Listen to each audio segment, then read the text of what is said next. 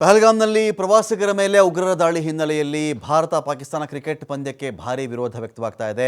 Asia ಕಪ್ನಲ್ಲಿ ಸೆಪ್ಟೆಂಬರ್ನ ಸುಮಾರಿಗೆ ಭಾರತ ಮತ್ತು Pakistan ಎದುರಾಗಬಹುದು. September 14ನೇ ತಾರೀಕಿನಂದು ಏಷ್ಯಾ ಕಪ್ನ ಗ್ರೂಪ್ ಸ್ಟೇಜ್ನಲ್ಲಿ ಪಂದ್ಯ ನಡೀತಾ ಇದೆ. ಇದರಲ್ಲಿ ಭಾರತ ಪಾಕಿಸ್ತಾನ ಮುಖಾಮುಖಿ ಆಗ್ತಾ ಇದೆ. ಈ ಒಂದು ವಿಚಾರಕ್ಕೆ ಇತ್ತೀಚೆಗಷ್ಟೇ ಭಾರತ ಪಾಕಿಸ್ತಾನ ಯುದ್ಧ ಮಾಡಿಕೊಂಡಿವೆ. ಪಹಲ್ಗಾಮಲ್ಲಿ ಭಾರತೀಯರನ್ನು ಕೊಲ್ಲಲಾಗಿದೆ.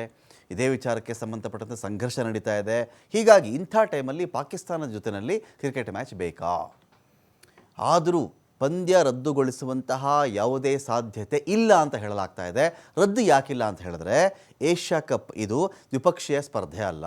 ನೋಡಿ, ಏಷ್ಯಾ ಕಪ್ ಅನ್ನೋ ಒಂದು ಮ್ಯಾಚನ್ನು ಬರೀ ಎರಡು ದೇಶಗಳು, ಭಾರತ ಪಾಕಿಸ್ತಾನ ಎರಡೇ ಆಡ್ತಾ ಇಲ್ಲ. ಇವಿಬ್ಬರ ನಡುವಿನ ಒಂದು ಸರಣಿ ಅಲ್ಲ, ಇದು ಟೂರ್ನಮೆಂಟ್ ಇದೆ. ಇದು ಏಷ್ಯನ್ ಕ್ರಿಕೆಟ್ ಕೌನ್ಸಿಲ್ ಆಯೋಜನೆ ಮಾಡ್ತಕ್ಕಂಥ ಪಂದ್ಯಾವಳಿ ಇದು. ಜೊತೆಗೆ ರಾಷ್ಟ್ರೀಯ ಕ್ರೀಡಾ ಆಡಳಿತ ಮಸೂದೆ ಇನ್ನೂ ಕೂಡ ಅಂಗೀಕಾರವಾಗಿಲ್ಲ. ಆದ್ದರಿಂದ BCCI ಕ್ರೀಡಾ ಸಚಿವಾಲಯದ ವ್ಯಾಪ್ತಿಗೆ ಬರೋದೇ ಇಲ್ಲ.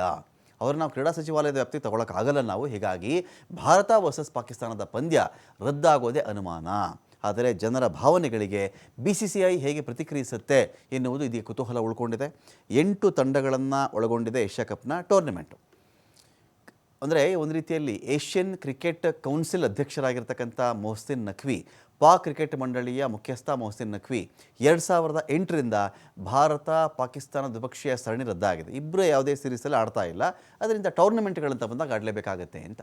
ಮುಂಬೈ ಭಯೋತ್ಪಾದಕ ದಾಳಿ ಹಿಂದೆ ಪಾಕಿಸ್ತಾನದ ಕೈವಾಡ ಇರುವ ಹಿನ್ನೆಲೆಯಲ್ಲಿ ಅವತ್ತಿನಿಂದ ಪಾಕಿಸ್ತಾನ ಜೊತೆ ಕ್ರಿಕೆಟ್ ಸರಣಿ ನಡೆಸ್ತಾ ಇಲ್ಲ ಭಾರತ.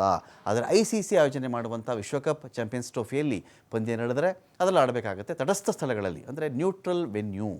ಭಾರತವೂ ಅಲ್ಲ, ಪಾಕಿಸ್ತಾನವೂ ಅಲ್ಲ, ಇನ್ಯಾವುದೋ ನೆಲದಲ್ಲಿ ಪಂದ್ಯಗಳಾದಾಗ ಅದನ್ನು ಭಾರತ ಮತ್ತು ಪಾಕಿಸ್ತಾನ ಅಲ್ಲಿ ಮುಖಾಮುಖಿಯಾಗಿವೆ ಅಂತ.